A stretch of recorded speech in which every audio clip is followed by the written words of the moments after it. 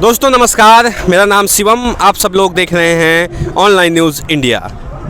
हम गाजीपुर बॉर्डर पे मौजूद हैं। आज सुबह बारिश हुई है और बारिश के उपरांत यहाँ का क्या माहौल है उसे आप सब लोग के सामने मैं दिखाना चाहूँगा। बारिश हो गई है। कल भी एक किसान भाई की जान चली गई ठंड के कारण और आज सुबह 10 बजे के करीब एक किसान भाई ने खुदकुशी की है गाजीपुर बॉर्डर पे। इन सब के बाद इस गाजीपुर बॉर्डर पे यहाँ क्या माहौल है और किस तरीके से आंदोलन को संगठित ढंग से सुचारू रूप से चलाया जा रहा है, इन सभी चीज़ों को आप सब लोग को विस्तार रूप से दिखाऊंगा।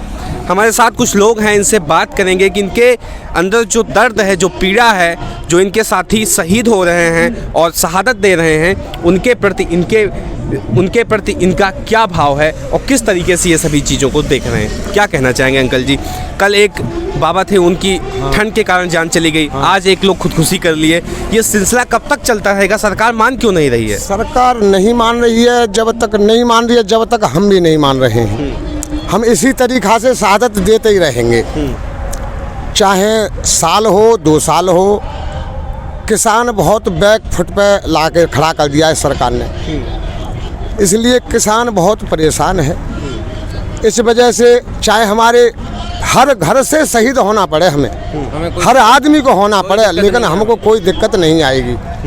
आज हमारे श्री कश्मीर सिंह बाबा जी थे, वो भी बाबा जी। उन्होंने हमारे बड़े पुरखा थे। उन्होंने खुदकशी करके एक बहुत बड़ा मोदी जी को संदेश भेज दिया है कि हम इसी तरीक़ा से मरते रहेंगे। हम बाबा कश्मीर जी को हमेशा हमेशा के लिए याद रखेंगे। वो अमर हो गए हमारे लिए। ऐसे ही हम शहादत सब देते रहेंगे, चाहे हम नौजवान हों, चाहे हमारे बुजुर्ग हों। जब तक हमारी मांगें न मानी जाएंगी, जब तक हमारी न सुनी जाएगी, जब तक हम इसी तरीक़ा से डटे रहेंगे। आप कुछ कह रहे हैं भैया? मैं भी यही चाहता हूँ कि बाबा जी कश्मीर सिंह जी थे, हमारे बहुत अच्छे थे। ठीक है, हमारे पड़ोस में उनका गांव था। जब हमें सुबह पता लगा, कहाँ के रहने वाले? हम बिलासपुर। जब हमें सुबह पता लगा कि बाबा जी के साथ ऐसा उन्होंने कर लिया तो हमें बड़ा दुख हुआ। जब तक हम उठे वहाँ हम पहुँचे तब तक एम्बुलेंस में उन्हें ले जाया गया था वापस। बाकी हम डटे हुए हैं। 6 महीने लग जाएं, साल लग जाएं, पूरा राशन है, सब किसी चीज़ की यहाँ कोई परेशानी नहीं है। दवाई दारू डॉक्टर सब कुछ है यहाँ पे। बरसात हुई थी आज सुबह, तो बरसात में कैसी कुछ बरसात में कोई किसी तरह की कोई दिक्कत नहीं आई। हमारे पास बढ़िया टेंट लगे हुए हैं। चाहे लगातार 1 महीना बरसात भी पड़ती रहे तब भी हम यहाँ से नहीं हिलने वाले। कठिनाई कोई आ जाए लेकिन हटने के लिए हमारे पास ट्रक भर भर के कंबल आ रहे हैं। ठीक है जी, लोइयाँ आ रही हैं, कपड़े आ रहे हैं। हम तो कह रहे हैं कि घर से कोई पैदल भी चल पड़े खाली 1 जोड़ा कपड़ा लेके और वो यहाँ रह सकता है। ठीक है जी। तो आंदोलन किसी भी तरीके से कमज़ोर नहीं पड़ेगा? ना जी ना।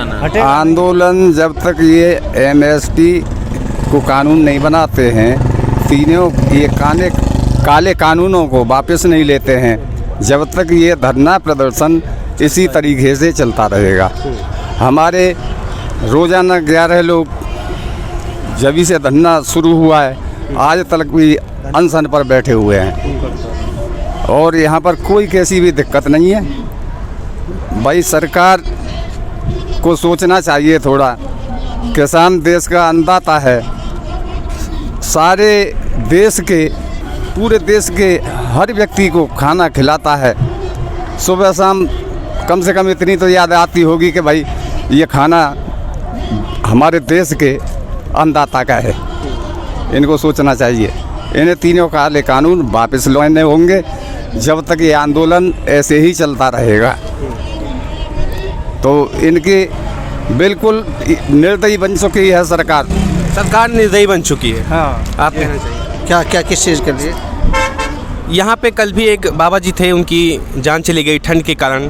आज एक बाबा जी थे, उन्होंने खुदकुशी कर ली। तो ये शहादत का दौर कब तक चलता रहेगा? सरकार कब मानेगी? पता नहीं। इसी जालिम सरकार जी हमने देखी ना सुना इसके बारे में। हिटलर भी इससे मोदी से अच्छा होगा।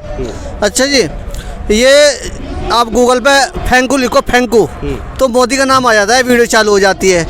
तो इनका किसी वादे का भरोसा नहीं है। ये झूठी सरकार है, ये पूंजीपतियों की सरकार है।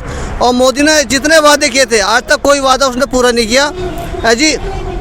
और ये लोगों का ध्यान भटकाने के लिए इस तरह कि लोग नौकरी ना मांगे हमसे, लोग जो है 15-15 लाख रुपए बैंक को पाएंगे वो ना मांगे, और काला धन आएगा वो ना मांगे, है जी। जो मेन मुद्दों से इंसान का ध्यान भटकाया जा रहा है। और पता नहीं मोदी क्या, बीजेपी क्या मजबूरी है कि वो जो है ये कानून वापस क्यों ले रही, क्या आफत है उनके ऊपर, क्या वजह है समझ में नहीं आ रहा। ये तो वजह ये है कि 2 साल से जो इनका मुकेश, जो बड़े बड़े उद्योगपति हैं, ये बड़े बड़े फार्म हाउस वगैरह बना रहे थे, स्टोर बना रहे थे, उनमें उनका लाखों करोड़ रुपए लगा है कि वो बेकार हो जाएगा।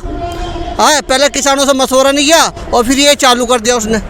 है, पहले किसानों से मशवरा करना चाहिए था, भाई ये कानून लागू करूं या ना करूं, और उसने जो है अपना आप ही एक जिम्मे में कानून लागू कर दिया। अब भाई कोई हमें चीज़ बेच रहा और हमें वो लेने नहीं, वो जबरदस्ती थोड़े देगा हमें।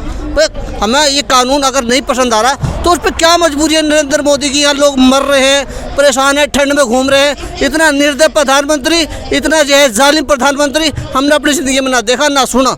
देश की जनता ही तो है, देश के लोग ही तो है, किसान है, जो पूरे देश के अन्नदाता है वही तो है ये। अरे वो मोदी भी वो अन्न खाता है और बीजेपी वाले भी वो अन्न खाते हैं, तो इतने निर्दय और इतने जालिम क्यों बने रहे भाई, समझ में नहीं आता। भाई मोदी जी मेरी गुजारिश है, अब भी कुछ नहीं बिगड़ा, ये कानून तुम वापस ले लो, वरना इतना वापस नहीं ले जाएगा, ये धरना हटेगा नहीं। आप इस भूल में ना हो कि धरना हट जाएगा, धरना हटेगा नहीं किसी भी कीमत पे। अपनी मांग मांग रहे हैं, धरने पे आए, और ये धरना जब तक नहीं हटेगा, जब तक सुनवाई नहीं होगी, काले कानून नहीं हटेंगे, काले कानून हट जाएंगे तो हमारा धरना भी हट जाएगा। लोगों की जान जा रही है, चाहे जान चली जाए और चाहे हमारे बच्चे भी मर जाएं तब भी नहीं हटेंगे। हम तो हैं ही हैं, हमारे बच्चे आके मर जाए ना तब भी नहीं हटेंगे जब हमारी कानून वापसी नहीं होंगी। हमें चाहिए, हमें हमारी कानून, हमारा हक चाहिए। बताइए इनसे क्या मांग रहे हैं, हम अपना हक ही तो मांग रहे हैं। और हक से जो आगे वाली पीढ़ी है वो क्या करेगी बताओ। किसान परेशान है, कर्जा है इस पे। हाँ, इसके पास कर्जा, कोई शौक में ना लिया। ये काले कानून हटेंगे नहीं जब तक हमारा धरना प्रदर्शन नहीं चलता ही रहेगा, चाहे कितना भी टाइम हो जाए, चाहे 4 साल हो जाए, 10 साल हो जाए, आने वाले लोग हमारे आते रहेंगे, चलते रहेंगे, ये चलता ही रहेगा धरना। आप बताइए अंकल जी, लोगों की जान जा रही है, शहादत हो रही है, लेकिन सरकार झुकने के लिए तैयार भी नहीं हो रही। नया साल भी आ गया, क्या लगता है कुछ परिवर्तन आएगा सरकार में? जी, ये परिवर्तन जरूर आएगा।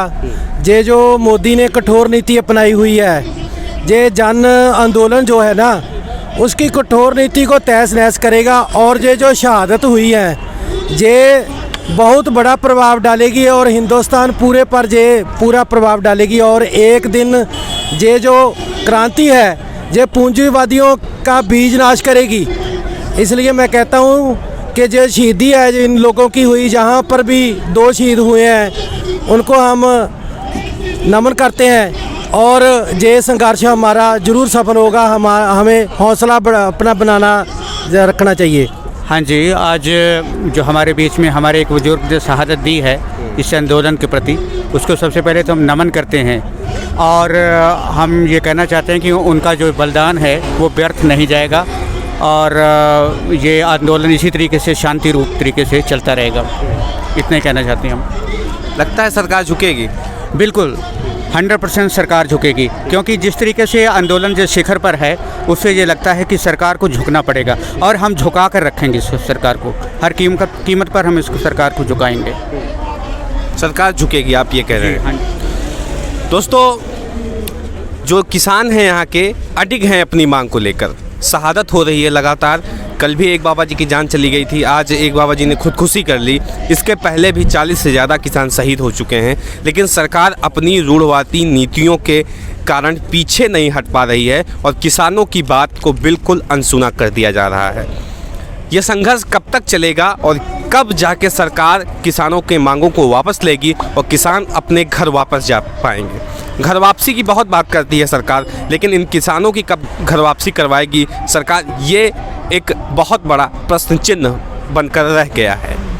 बाकी आपकी राय क्या है इस वीडियो को देखने के बाद, उसको कमेंट बॉक्स में बताएं। साथ ही साथ चैनल को सब्सक्राइब करें और वीडियो को ज़्यादा से ज़्यादा शेयर करें। मिलते हैं इसी तरह किसी और वीडियो के साथ, तब तक के लिए नमस्कार। इस खबर को अभी लाइक करें, शेयर करें, अभी चैनल को सब्सक्राइब करें और घंटी जरूर दबाएं।